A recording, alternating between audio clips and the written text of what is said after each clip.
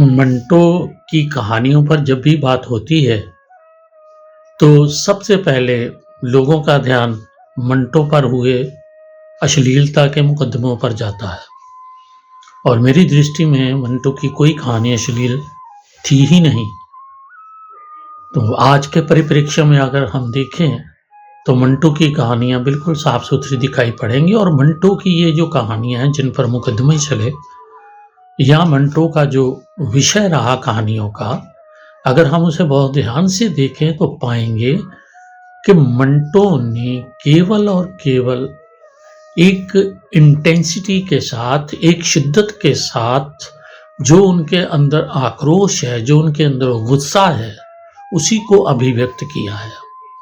उनका उद्देश्य न तो अश्लीलता फैलाना था और ना ही लोगों का मनोरंजन करना था। वो तो लोगों के अंदर उस तकलीफ को अभिव्यक्त करना चाहते थे जो उन पात्रों को झेलनी पड़ी। मंटो एक जबरदस्त मनोवैज्ञानिक कहानीकार है। उन्होंने आदमी के मनोविज्ञान की जिस बारीकी को पकड़ा है, वो उनकी कहानियों में दिखाई पड़ता है। चाहे वो खोलो हो, चाहे वो ठंडा गोश्त हो, चाहे वो मोजेल हो, चाहे वो तिथवेल का कुत्ता हो, और मंटो की हर कहानी में आपको इंसानी नफ्सियात, इंसानी मनोविज्ञान का बहुत सुंदर चित्रण देखने को मिल जाएगा। दूसरी बात जो मंटो के अंदर मुझे दिखाई पड़ती है कहानियों में, वो है उनकी इंटेंसिटी, उनकी शिद्दत। और वो शिद्दत आपको किसी भी और कहानीकार में नहीं मिलेगी। और इस एक विषय को छोड़कर मंटो का जो सबसे दूसरा विषय है, मैं समझता हूँ वो अधिक महत्वपूर्ण है, वो है विभाजन के ऊपर।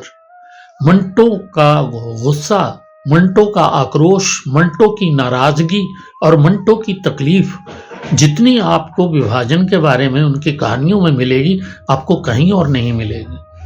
टोबा टेक सिंह को ले लीजिए, तिथवाल का कुत्ता को ले लीजिए, मंटो की कहानियां आज भी लोगों के अंदर उस पार्टीशन से पैदा हुई जो भयंकरता है उसको अभिव्यक्त करती हैं। और ये सारी कहानियां फेक नहीं हैं।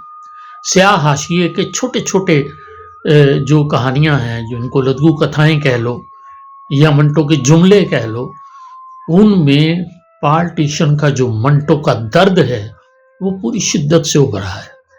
तो ये मंटो की कहानियां इसलिए बाकी अपने सारे समकालीन कहानीकारों से ज्यादा प्रासंगिक हैं और तब तक प्रासंगिक रहेंगी जब तक हमारे देश में ये सांप्रदायिक दंगे होते रहेंगे। दूसरी बात, मंटो के नाटकों के ऊपर बहुत कम बात होती है। सबसे बड़ा दुर्भाग्य ये है कि मंटो की 20वीं शताब्दी में मंटो हुए, तो 20वीं शताब्दी में होने के बावजूद मंटो की ना तो पूरी कहानियां उपलब्ध हैं और ना ही उनके पूरे नाटक उपलब्ध हैं। मैंने जितने शोध कार्य किए उसमें मंटो के केवल मुझे 64 नाटक मिले और वही प्रकाशित भी हुए हैं। हालांकि मंटो ने इससे दुगने तिगने नाटक रेडियो पर प्रसारित करवाए और उनके नाटकों की सबसे बड़ी विशेषता यह है कि उन्होंने रेडियो पर प्रसारित किए जाने वाले नाटकों के लिए जो निर्धारित मापदंड थे, जो निर्धारित नियम थे, उनको तोड़ा। यानी जो एक आरोपित आदर्शवाद था, मंटो ने उसके विरुद्ध जाकर नाटकों में एक यथार्थ को अभिव्यक्त करने की कोशिश की।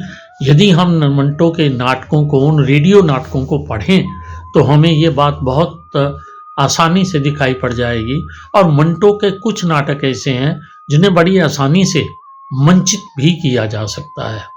ये मंटो की बहुत बड़ी देन है जिसकी तरफ ध्यान लोगों का बहुत कम गया है। मंटो के जो रेखा चित्र हैं, अगर हम उनकी बात करें, तो उन रेखा चित्रों में भी रेखा चित्रों को लिखने की जो एक परिपाटी हमेशा से चली आती रही है, उसको मंटो ने तोड़ा है। मंटो की भाषा, मंटो का लबो लहजा, मंटो का तीखा व्यंग और मंटो की काट जो है, वो अन्य रेखा चित्रों में लेखकों के जो लिखे हुए हैं उनमें आपको देखने को नहीं मिलेगी।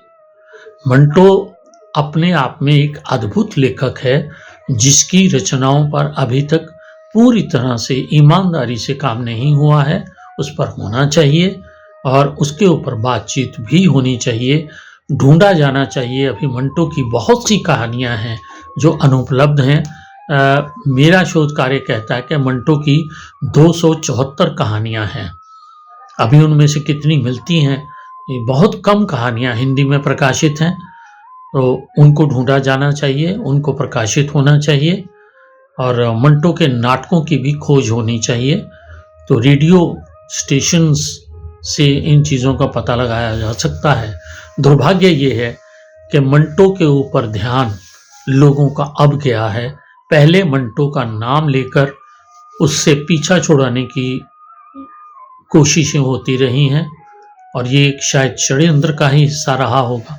पाकिस्तान में भी मंटो के बारे में बात करना कोई बहुत अच्छी बात नहीं समझी जाती थी। अब जाके थोड़ा बहुत लोग उसके बारे में बात करने लगे हैं। हमारे भारत में भी यही हाल है, लेकिन मेरी दृष्टि में मंटो से बढ़िया कहानीकार, मंटो से अधिक प्रासंगिक कहानीकार इस समय और कोई नहीं है।